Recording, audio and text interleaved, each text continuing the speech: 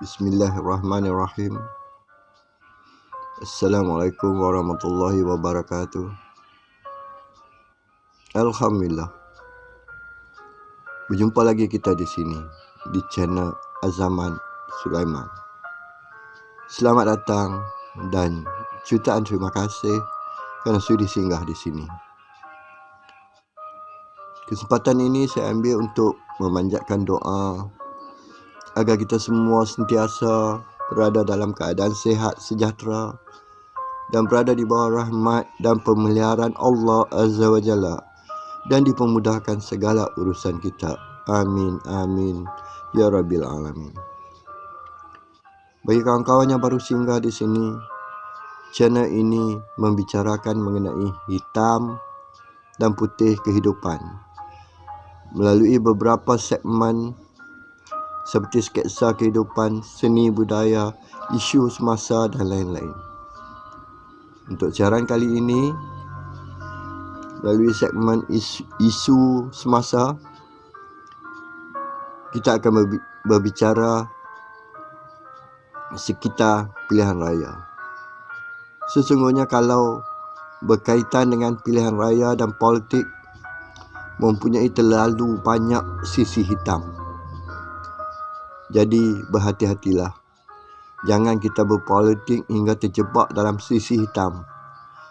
Sisi hitam pastinya akan menambahkan dosa kita.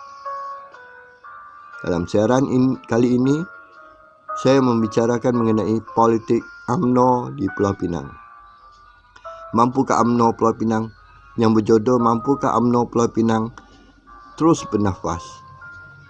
Tanpa melengahkan masa, jom kita ikuti citra politik. Jom.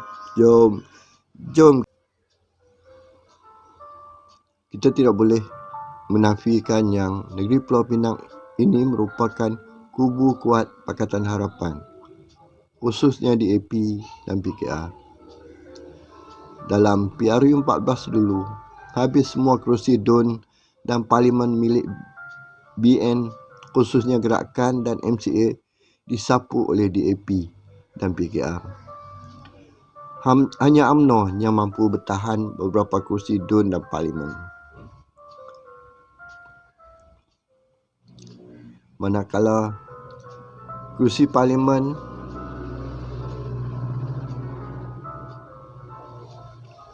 berjumlah 13 kursi, BN melalui UMNO hanya menang 2 kerusi, iaitu Kepala Batas dan Tasik Gelugor. Namun kerusi Tasik Gelugor telah dirampas oleh Bersatu.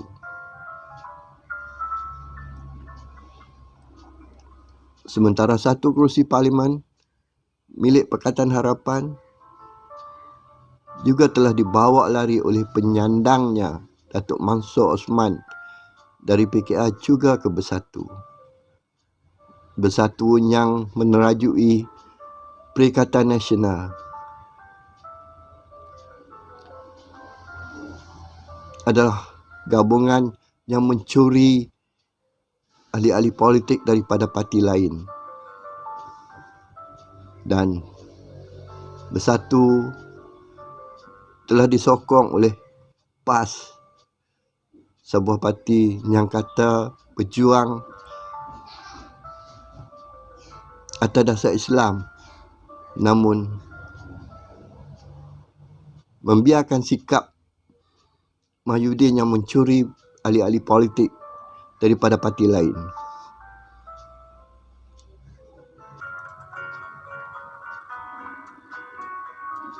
Dulu, siapa pun tak kenal Datuk Mansor Osman, melainkan selepas dikutip oleh Datuk Seri Anwar Ibrahim dari USM dan dijadikan setiausaha politiknya. Kemudiannya PKR mencalonkan beliau di DUN penanti. Seterusnya bertanding dan menang sebagai ahli parlimen di Bun Tebal. Betul-betul Dr. Mansor Osman ini jenis kacang lupakan kulit. Mungkin ada yang berkata itulah politik bagi menghalalkan tindakan Datuk Mansur Osman dan lain-lain ahli politik spesies itu. Ingat, kita orang Islam ada akhlaknya. Dan jangan lupa, kita orang Melayu ada adabnya.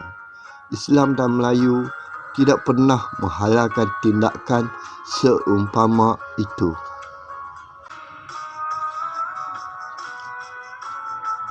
Manakala UMNO hanya memenangi 2 kerusi parlimen dalam pilihan raya ke-14 sebagai kubu terakhir kerusi parlimen UMNO di Pulau Pinang. Kerusi parlimen kepala batas yang diwakili oleh Datuk Rizal Marikan dan kerusi Tasik Gelugor oleh Datuk Syabuddin Yahaya, tapi telah dicuri oleh Bersatu. Datuk Syabuddin Yahaya ini pun satu bekas kaki tangan Majlis Agama Islam Pulau Pinang dan menjadi penceramah agama sebelum memasuki dunia politik. Namun sayang, akhlak dan moralnya hancur setelah menyertai dunia politik. Saya memang kenal Datuk Syabuddin Yahaya dan beliau adalah anak kelahiran kampung saya macam bubuk. Saya juga pernah bertemu dan berbual dengan beliau di beberapa tempat ceramah dan saya pernah menemui beliau semasa bertugas di Majlis Agama Islam Negeri Pulau Pinang. Ketika itu, beliau memberitahu saya yang beliau tidak lama di situ. Walaupun beliau tidak memberitahu hendak ke mana, tapi memang saya yakin beliau akan terjun ke dunia politik. Namun Datuk Syabuddin Yahaya masih ada kebijaksanaan kerana awal-awal lagi menyatakan yang beliau tidak akan mempertahankan kerusi Parlimen Tasik Gelugor. Jadi, bagaimana kedudukan UMNO Pulau Pinang yang kini diketuai oleh Datuk Musa Sheikh Fadil? Saya rasa Datuk Musa Sheikh Fadil telah mencipta satu sejarah kerana sejak lama dulu BN tidak pernah dipengerusikan oleh UMNO. Mampukah UMNO mempertahankan kerusi Parlimen Kepala Batas dan mengambil balik kerusi Tasik Gelugor daripada Bersatu?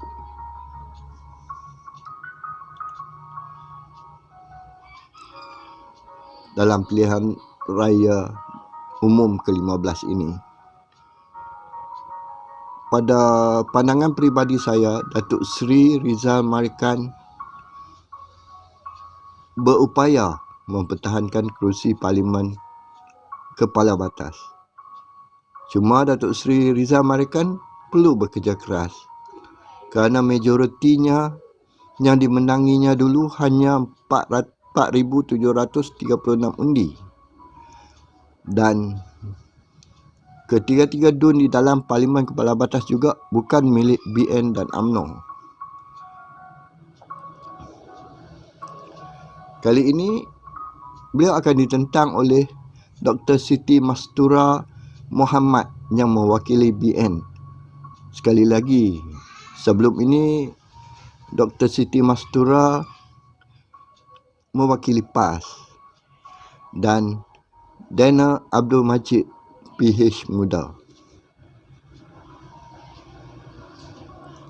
Sementara Tasik Gelugor pula, BN UMNO mempertaruhkan Datuk Muhammad Yusof Muhammad Noor, Ketua UMNO bahagian Tasik Gelugor, juga merupakan Ketua Pembangkang di Dun Pulau Pinang. Beliau akan ditentang oleh Datuk Wan Saiful Wan Jan, Perikatan Nasional, Abdul Halim Sejung, GTA, Razak Ridwan, PH, dan Muhammad Akmal Azhar, Warisan. Perebutan kursi ini agak terbuka kerana dalam pilihan raya lepas, Datuk Sabudin Yahaya hanya memenangi kursi ini dengan kelebihan 81 undi sahaja. Bagaimana Datuk Musa Syed Fadil? Mampukah BN khususnya UMNO mengambil balik kursi ini? Kurangnya ada lagi kursi Parlimen BN dan UMNO di Pulau Pinang. Untuk kursi lain seperti Parlimen Pematang Pauh di mana BN UMNO mempertaruhkan Datuk Cikgu Zaidi, rasanya agak sulit kerana sisa-sisa pengaruh Datuk Seri Anwar Ibrahim masih ada. Lebih-lebih lagi kursi itu ditandingi oleh anaknya Nurul Izzah. Sementara bagi kursi Parlimen Balik Pulau, BN UMNO menamakan kenalan saya, Datuk Syahidan.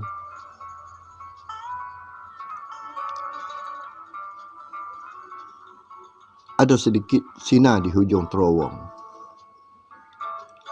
Harus diingat, PKR telah bertapak lama di kursi ini. Saya katakan ada sedikit sinar bukan kerana beliau kenalan saya, tetapi pertandingan kali ini melibatkan 6 penyuruh. Sekiranya Datuk Syahidan menghimpun seluruh kekuatan UMNO di situ dan berjaya membawa 15% pengundi atas pagar, mungkin boleh mengugat penyandang kerusi tersebut, Datuk Muhammad Bakhtiar Wan Cik. Datuk Muhammad Bakhtiar Wan Cik memenangi kerusi itu dengan majoriti 6,464 undi. Sama-samalah kita tengok pada malam 19 November nanti siapa yang menang.